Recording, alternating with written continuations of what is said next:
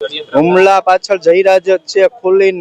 આ તો એસઆઈટી રચાણી છે. સામાન્ય કોન્સ્ટેબલ ને પણ ખબર પડે છે કે આ જયરાજ જ છે. આમાં જયરાજ આહિરે જ હુમલો કરાવ્યો છે. નવનીત બાલદિયાનો ગંભીર આરોપ. ભાવનગર જિલ્લાના બગદાણા તાલુકામાં કોળી યુવાન નવનીત બાલદિયા પર થયેલા હુમલા કેસમાં એસઆઈટીની રચના બાદ તપાસ વધુ તેજ બની છે. શનિવારે 2 પોલીસ ઇન્સ્પેક્ટરના નિવેદન લેવાયા બાદ ભોગ બનનાર નવનીત બાલદિયા એસઆઈટી સમક્ષ હાજર રહીને પોતાનું નિવેદન નોંધાવ્યું હતું. લગભગ 2 કલાક ચાલેલી પૂછપરછ બાદ નવનીત બાલદિયાએ જણાવ્યું હતું કે તેમણે એસઆઈટીને કુલ 15 મહત્વપૂર્ણ પુરાવા સોંપ્યા છે. આ પુરાવાના આધારે તપાસ કરવામાં આવે તો હુમલાના મુખ્ય સૂત્રધાર સુધી સરળતાથી પહોંચી શકાય તેમ છે. તેમણે ફરી એકવાર દાવો કર્યો કે તેમના પર થયેલો હુમલો જયરાજ આહિરના ઇશારે જ કરવામાં આવ્યો છે. નવનીત બાલદિયાએ વધુમાં કહ્યું હતું કે સામાન્ય પોલીસ કોન્સ્ટેબલ પણ આ હુમલા પાછળ જયરાજ આહિરનો હાથ હોવાની વાત માન્ય રાખી રહ્યો છે.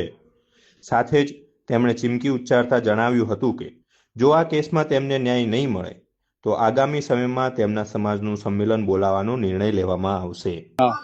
પૂછપરછ મારી જે મારે જે નિવેદનો દેવાના હતા, જે બાકી રહેલા મારા જે પ્રૂફ એને દેવાના હતા એસઆઈટીમાં, કે જે તપાસમાં કામ લાગે એવા મેં એ લોકોને એસઆઈટી ને પ્રૂફ રજૂ કર્યા છે, લેખિત કર્યું છે. જે કઈ મારે દેવાના હતા એ બધું આપ્યું છે. હુમલા પાછળ જયરાજ જ છે ખુલીન.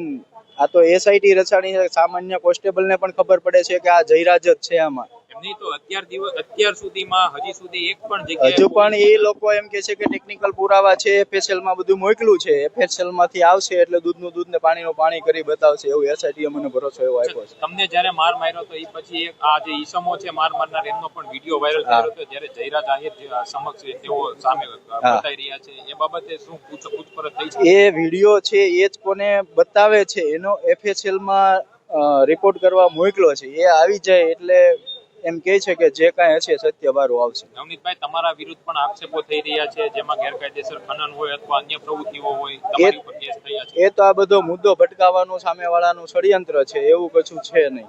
જો તમારા કોળી સમાજમાંથી 15 ધારાસભ્ય અને 3 કેન્દ્રીય મંત્રીએ તમને લઈને રજૂઆત કરી છે મુખ્યમંત્રીને, પણ હજી સુધી તમે જે કહી રહ્યા છો એ દિશામાં તો એક પણ પુરાવા જયરાજ આહિર વિરુદ્ધ છે નહીં.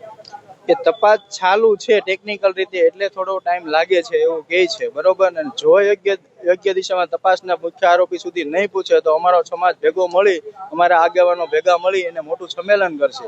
જો હમણાં સરપંચો અને બધાએ આગેવાનો મળી અને કીધું છે કે ભાઈ વહેલી તકે આનું નહીં ઓલું કાંઈ આવે તો બધા રાજીનામા આપી દે છે. તમે અત્યારે નિવેદન તમે જે આપ્યું નિવેદનની અંદર તમે જયરાજ વિરુદ્ધમાં શું પુરાવા આપ્યા? એ તો હું જાહેર ન કરી શકું, જેથી કરીને કારણ કે જે આગળ તપાસ કરવામાં થોડીક ઓલી થાય એટલા માટે નથી જાહેર કરી શકું. પણ આપ્યા છે ખરી તમે? હા, આપ્યા છે. કેવા પ્રકારના પ્રશ્નો કરવામાં આવ્યા હતા? પ્રશ્નો તો એ મેં જ બધું કીધું છે, મારા કહેવા મુજબ બધું લખાણું છે. જે કાંઈ પ્રૂફ દેવાના હતા મેં ત્યાં આપ્યા છે. તમને વિશ્વાસ છે તમારો જે માંગ છે પૂરી થશે? આ જે મેં લખાવ્યું છે અને જે મેં કીધું છે એ પ્રમાણે તપાસ થાય તો મુખ્ય આરોપી સુધી પહોંચવામાં. કેટલા પુરાવા તમે આપ્યા છે? મેં 15 પુરાવા આપ્યા છે. અત્યાર સુધીમાં એસઆઈટીએ ક્યારે તમને અહીંયા બોલાવ્યા હતા અથવા તો તમારી પાસે આવી હતી ખરી? ના, આ પહેલી વખત જ મને બોલાવવામાં આવ્યો છે.